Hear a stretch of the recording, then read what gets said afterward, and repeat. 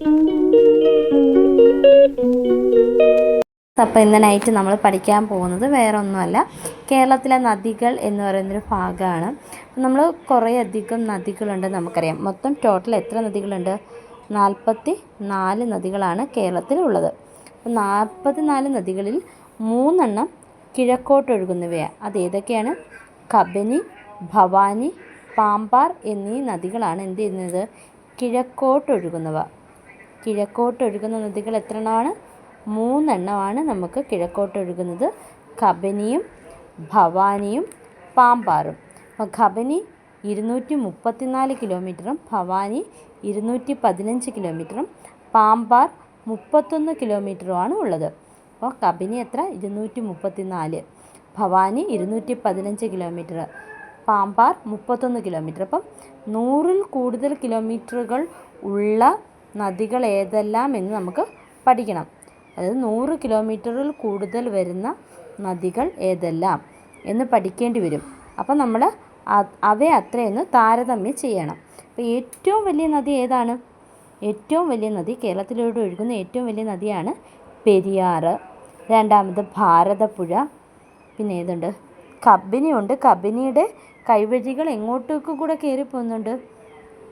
മറ്റൊരു സംസ്ഥാനത്തിലൂടെയൊക്കെ ഒഴുകുന്നുണ്ട് അല്ലേ? അതുകൊണ്ടാണ് ഈ 234 നമ്മൾ ഈ കൂട്ടത്തിലേക്ക് എടുത്ത് എഴുതാതിരുന്നത്. അപ്പോൾ നമുക്ക് നോക്കാം. പമ്പ എത്ര കിലോമീറ്ററാണ്? 176. ചാലിയാർ എത്ര? 169 കിലോമീറ്റർ. ചാലക്കുടി പുഴ 144 കിലോമീറ്റർ. കടലുണ്ടി പുഴ 130 കിലോമീറ്റർ. അച്ചൻകോവിലാർ 128. കല്ലടയാറ് 121. മൂവാറ്റുപുഴയാറും 121 കിലോമീറ്ററാണ്. വളപട്ടണം പുഴ 110 കിലോമീറ്റർ. ചന്ദ്രഗിരി പുഴ 105 കിലോമീറ്റർ. അപ്പം ഇത്രയും നദികളുടെ പേരുകൾ മനസ്സിലായോ? ഇനി നമ്മളൊന്ന് വായിച്ചങ്ങ് പോവുകയാണ്.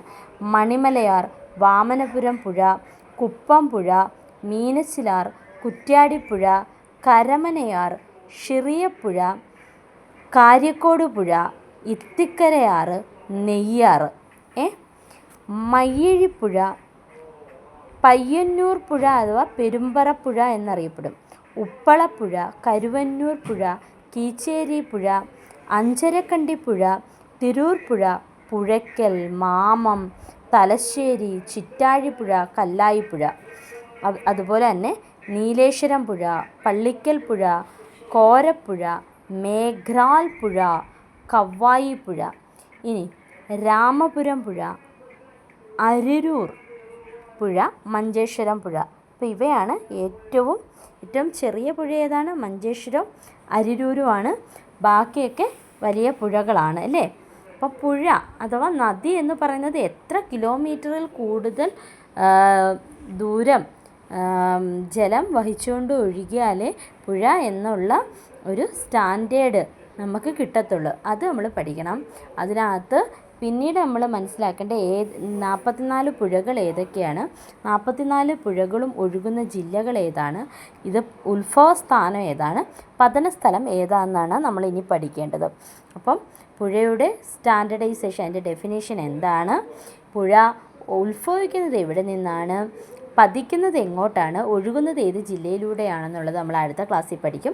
അപ്പോൾ ഈ 44 പുഴകളെക്കുറിച്ചും അവയുടെ ഓരോന്നിൻ്റെയും പ്രത്യേകതകളെക്കുറിച്ചും നമുക്ക് ചോദ്യത്തിൽ വരാൻ സാധ്യതയുള്ളതാണ്.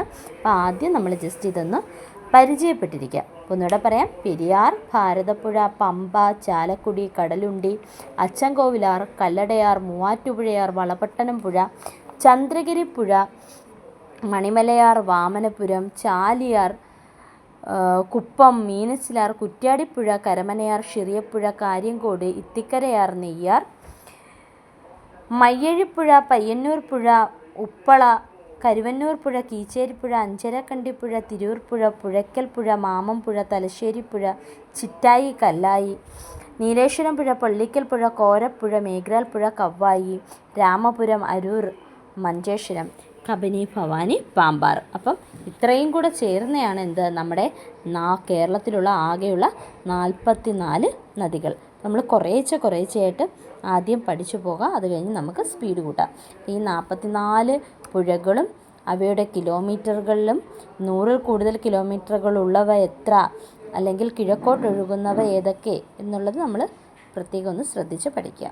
ഓക്കെ, നമുക്ക് ഇന്നത്തേക്ക് ഇത്രയും മതി.